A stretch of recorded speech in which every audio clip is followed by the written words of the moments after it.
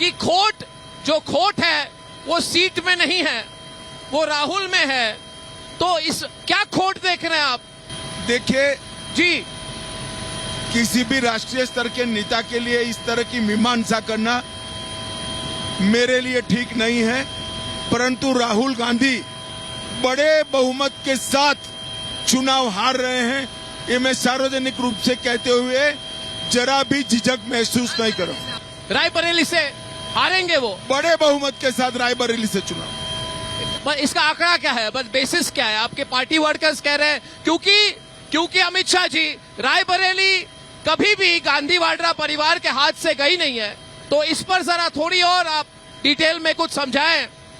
एक बार 77 में हारे हैं जी, इंदिरा जी स्वयं हारी थी। हाँ जी, खैर वो एक अलग बात है, परंतु मैं रायबरेली की जनता को भी जानता हूं और राहुल जी की फितरत को भी जानता हूं। वो चुनाव वहां से नहीं जीत रहे हैं। भारतीय जनता पार्टी का प्रत्याशी वहां से अच्छे मार्जिन के साथ चुनाव जीते।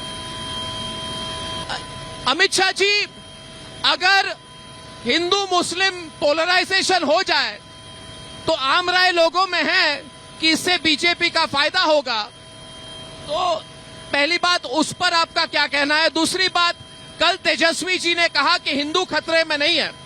तेजस्वी यादव ने कहा कि हिंदू खतरे में कैसे हो सकते हैं, प्रधानमंत्री हिंदू हैं।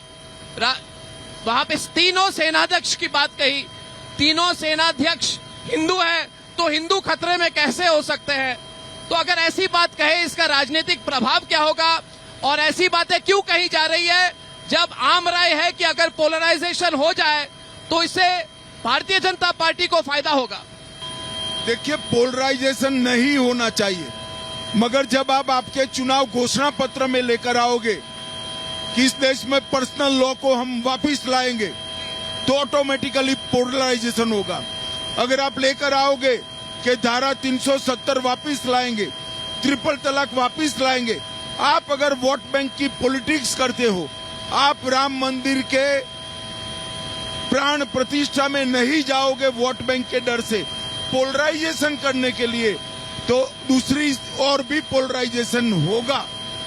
और मैं मानता हूं कि कांग्रेस चुनाव पोलराइज करना चाहती है, कम से कम 8-10% वोट तो सुनिश्चित कर ले, वो उनका थ्योरी लगता है।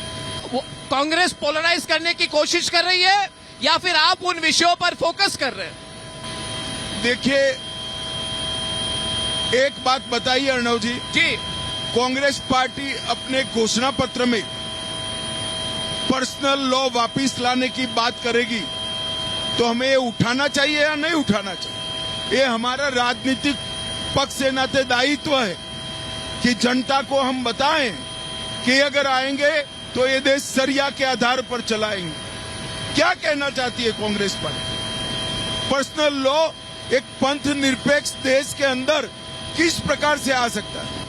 अभी जहां पर आप जा रहे हैं, जहां पे आप कहेंगे ऐसी बातें आप जब उठाते हैं तो अमित शाह जी, आपको जितने लोग हैं बहुत सालों से देख रहे हैं, कैसा फीडबैक लग रहा है आपको ऐसे मुद्दों पर जब आप कहते हैं? देखिए, पहले आपकी बात सरासर गलत है कि हम उठा रहे हैं। अगर कांग्रेस पार्टी अपने घोषणा पत्र में न रखती तो हम उठा सकते थे क्या? तो मूल चीज उन्होंने अपने घोषणा पत्र में पोलराइजेशन करने के लिए इसको रखा है। हमें उठाना स्वाभाविक है, हम देश की जनता को कहना चाहते हैं अगर ये पार्टी आई जी तो देश सरिया के आधार पर चलेगी, और मैं मानता हूं देश ऐसे मुद्दों को पसंद नहीं करता। अभी डिटेल में बात में दुर्गापुर में बात होगी, पर एक व्यक्तिगत सवाल पूछूं अमित शाह जी, एक व्यक्तिगत सवाल आपसे है, क्योंकि पिछले 15-20 साल से आपके राजनीतिक करियर को मैंने फॉलो किया है as a reporter, as an editor. क्या इस बार प्रेशर ज्यादा है आप पर? जरा भी प्रेशर आप पर बहुत लोग कह रहे हैं बहुत दायित्व है इस बार। जरा भी प्रेशर नहीं है। 400 का टारगेट आपने लिया हुआ है। देखो अर्णव जी, आप भूल गए हो, मैंने 300 का टारगेट भारतीय जनता पार्टी में लिया जी, तब आपने बिहार में मुझे पूछा था याद कि है? आप पर प्रेशर ज्यादा है। मैंने कहा था काउंटिंग के दिन दोपहर को मुझे फोन करना, आपने फोन नहीं किया था। आज भी मैं कहता हूँ काउंटिंग के दिन दोपहर को फोन करना, एनडीए 400 पार कर जाएगी। बहुत बहुत धन्यवाद। और हमारे सारे जितने दर्शक है रिपब्लिक नेटवर्क पर बहुत बेसब्री से आपको पूछता है भारत और नेशन वांट्स टू नो में सुनने के लिए बेसब्र है, तो उस पर बातचीत दुर्गापुर में करेंगे। बहुत बहुत धन्यवाद अमित शाह जी।